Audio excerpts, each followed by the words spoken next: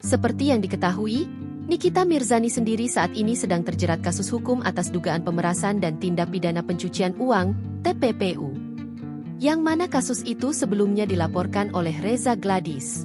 Imbas dari kasus itu, Nikita Mirzani sendiri saat ini harus ditahan di penjara dan tak bisa berkumpul bersama ketiga anaknya.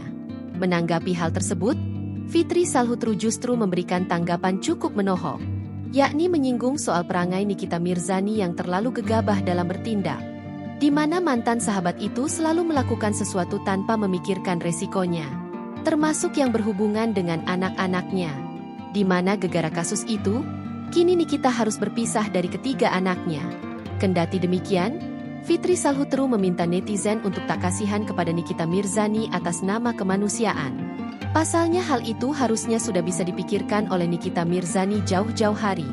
Kalau masih ada yang bilang kenapa ditahan, kasihan demi kemanusiaan, kasihan anak-anaknya. Kalau terdakwa, Nikita Mirzani, kasihan sama anaknya. Sebelum bertindak berpikir resikonya apa, dan ini bukan kasus pertama terdakwa alami, tulis Fitri Salhutru dikutip Grid.id dari Instagram Stories-nya Fitri_Salhutru, Minggu, 3 Agustus 2025.